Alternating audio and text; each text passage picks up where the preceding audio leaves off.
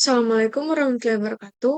Perkenalkan nama saya Ketut Papidamayanti dengan NIM 236500075. Di sini saya akan melanjutkan review materi pertemuan ke-6 dengan judul Mekanisme Pembuktian Perkara Cybercrime.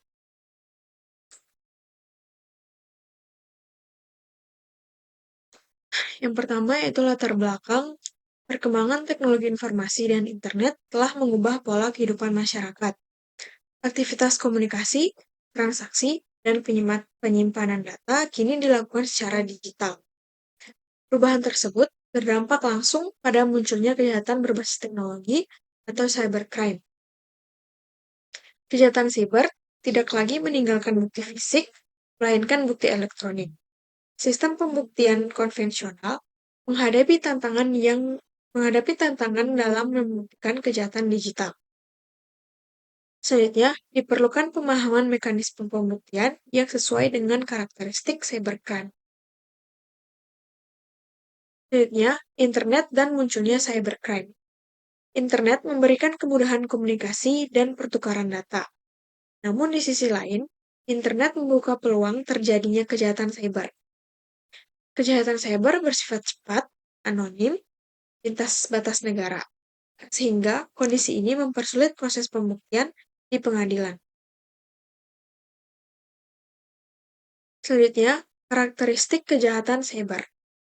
Kejahatan cyber dilakukan dengan memanfaatkan komputer, jaringan, dan internet. Bukti kejahatan tidak berwujud, melainkan berupa data dan informasi digital. Pelaku dapat menyembunyikan identitas melalui akun palsu, VPN, atau server luar negeri. Jejak kejahatan tersimpan dalam bentuk log sistem, metadata file, riwayat akses, dan komunikasi elektronik. Karakteristik ini menyebabkan pembuktian cybercrime memerlukan metode khusus. Selanjutnya, sistem pembuktian perkara cybercrime. Pembuktian bertujuan menemukan kebenaran material dalam perkara pidana. Indonesia menganut sistem pembuktian negatif menurut Undang-Undang Pasal 183 KUHP. Hakim hanya dapat memutus perkara jika terdapat minimal 2 alat bukti sah dan disertai keyakinan hakim. Dalam perkara cybercrime, alat bukti elektronik menjadi alat bukti utama.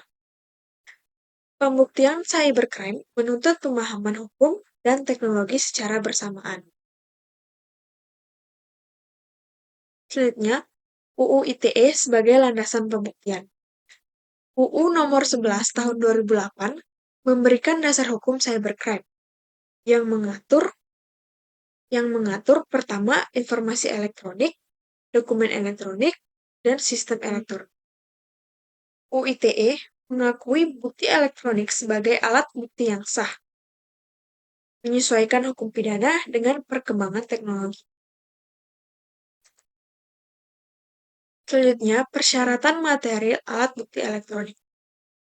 Alat bukti elektronik harus berasal dari sistem elektronik yang andal. Persyaratan material menurut pasal 15-16 dan pasal UU ITE meliputi 1. Data dapat diakses dan ditampilkan kembali. 2. Keutuhan data terjamin atau integritas. 3. Keaslian data dapat dibuktikan atau otentik. 4. Data dipertanggungjawabkan secara hukum.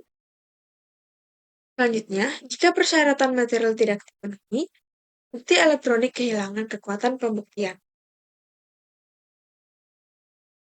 Selanjutnya, keuntungan sistem komputer.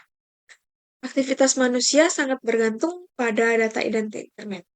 Data transaksi, komunikasi, dan dokumen disimpan secara digital. Contohnya email, media sosial, dan cloud storage. Dampaknya, pembuktian hukum juga akan bergantung pada data elektronik. Selanjutnya, permasalahan pembuktian digital. Karena data digital itu sangat mudah diubah, disalin, dan dihapus, sehingga akan sulit menentukan keaslian data, waktu pembuatan, dan identitas pelaku. Risiko manipulasi bukti sangat tinggi tanpa prosedur yang benar. Selanjutnya, syarat sah dan peran digital forensik. Bukti elektronik sah jika dihasilkan dari sistem elektronik handal dan menjaga integritas dan keautentikan data. Di sini, digital forensik berfungsi mengamankan bukti, menganalisis data, dan menyajikan bukti di persidangan. Kesalahan prosedur dapat menggugurkan nilai pembuktian. Kesimpulannya, pembuktian cybercrime memiliki tingkat kompleksitas yang tinggi. Bukti elektronik menjadi alat bukti utama dalam perkara cyber. UU ITE memberi kepastian hukum terhadap bukti digital. Digital forensik menjadi kunci keberhasilan pembuktian. Yang terakhir, penegakan hukum siber membutuhkan sinergi hukum dan teknologi.